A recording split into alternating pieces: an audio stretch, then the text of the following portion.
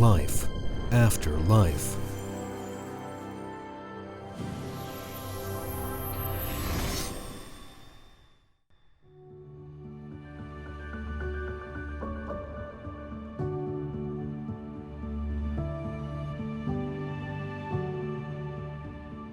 Well, are you settling in well, young man? Yes, I'm starting to get used to it. It's just unclear to me why the heavy, earthly world was created. Wouldn't it have been better if God had made us angels right away? Angels, unlike humans, are limited in their experience. They haven't experienced evil, lies, desire, sadness, longing, and hope of earthly life. They know nothing about the cold, hunger, satiety, anger and defense, passion, attachment, and many other negative and positive aspects of earthly existence. However, these earthly experiences are also important for the maturity of the soul, but these aspects are also important for cultivating growth, understanding, and wisdom within the soul. Only by experiencing the full spectrum of various emotions the soul reaches its perfection. After a long journey from a particle to a Buddha, it acquires individuality incomparable with other souls.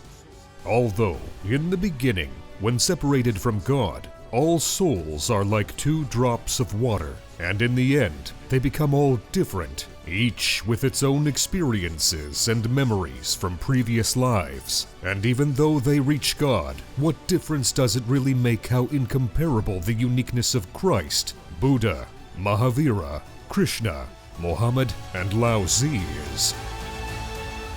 And yet how unjust the world seems. Criminals killed me, and I ended up here. I'm happy. I am infinitely happy. But why were they punished and imprisoned for many years? Yes, Brother Bogomil, the drama of earthly life is based on ignorance, misunderstanding, and complete blindness of people. If they possessed an all-seeing vision, this drama would be impossible. The entire play of earthly life arises from the fact that humans know nothing about the past nor the future.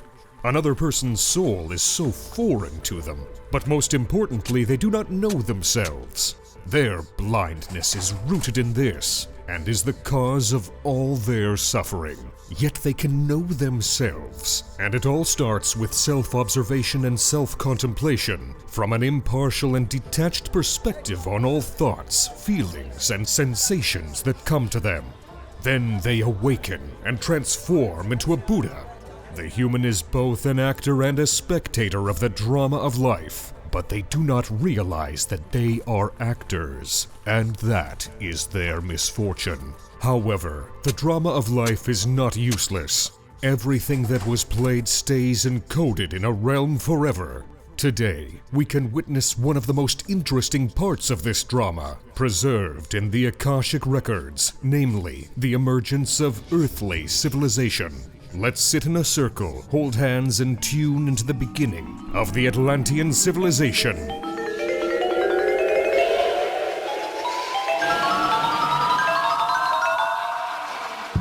And there they were, right next to the colossal pyramids that were still under construction. Huge stone blocks flew through the air and assembled themselves into pyramids, like on a massive construction site. This process was executed by small green beings with large elongated eyes, who stood next to a big white flying saucer. So that's who built the pyramids. Yes, all the megaliths, such as Stonehenge, the Sphinx, and Machu Picchu, were built by them to bring spiritual energy down to Earth.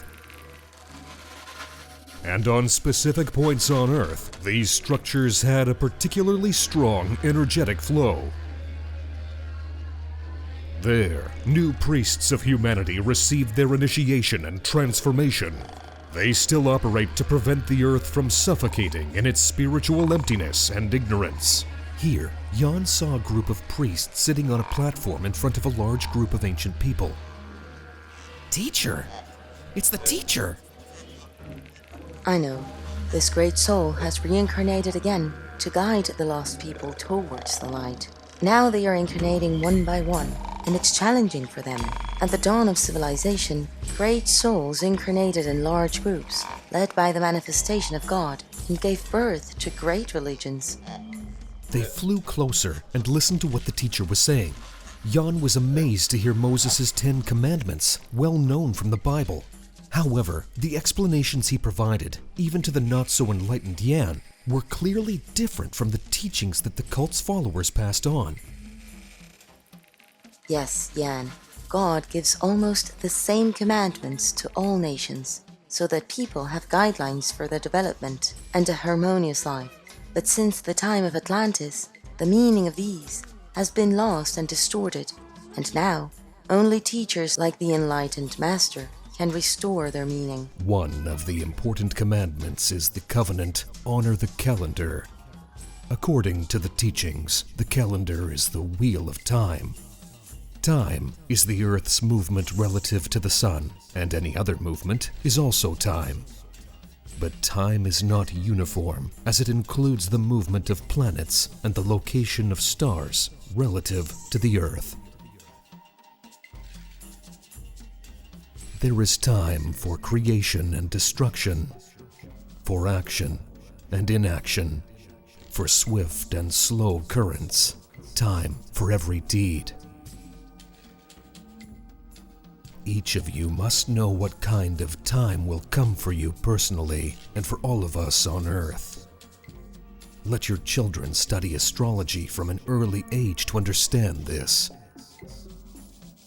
Our brothers from the depths of the galaxy are already building observatories to calculate and understand with precision all the mysteries of time and its influence on everything on Earth.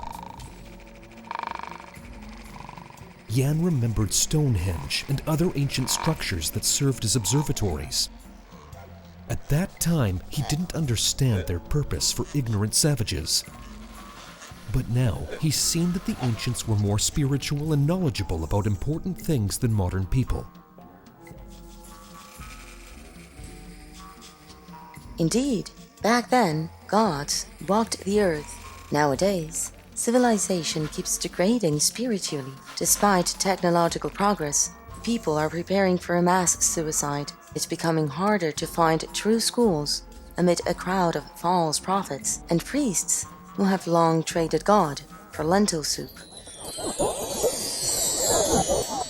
After visiting the Akashic Chronicles, Jan and Sapphire were extensively asking Kadger about birth, choice, and the meaning of life. Only those who have reached complete awareness can choose their birth. Even then, they are more oriented towards God's will, towards what He wants. So, while they could choose, they would still act according to God's desire. If an ordinary person could choose, they would probably opt for a rich life, an interesting one, like that of a traveler or a spiritual life, for personal growth, to avoid ending up in purgatory, and to avoid being born into unfavorable conditions where life would be meaningless. However, as we can see, the majority of people live completely empty and meaningless lives without any purpose. Few would knowingly choose such a fate if they knew what it entailed. That they didn't make a choice, just like they aren't making one in this life. Such a choice might be possible for animals that know nothing about human life, or for those who are complete ignoramuses, choosing to be born only because they will have relatives, regardless of the pointlessness of it all. But then, such a choice and life would have no meaning. However, if God makes this choice for us, then He provides precisely the lesson needed for our development, even if it means a life of someone with intellectual disabilities. This means that such an experience was necessary for us, as negative experiences are also lessons and can be even more important than positive ones. If we were to explain incarnation solely through the lens of the law of karma and not as God's will, then life would feel meaningless for most people.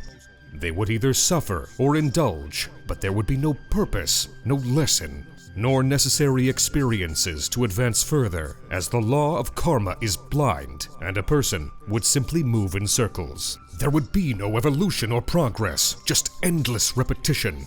However, we see that the world is intelligently structured, with the presence of a divine, supreme wise power, and it is unlikely to allow any senseless repetition of meaningless situations.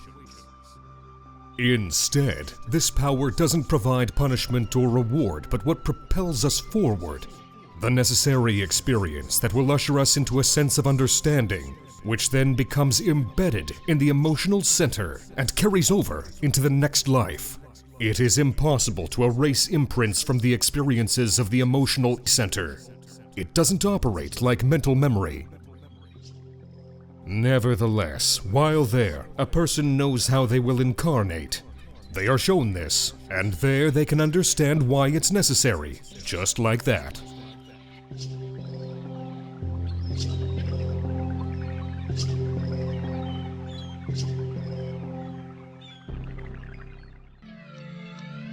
The cartoon is based on the book Life After Life.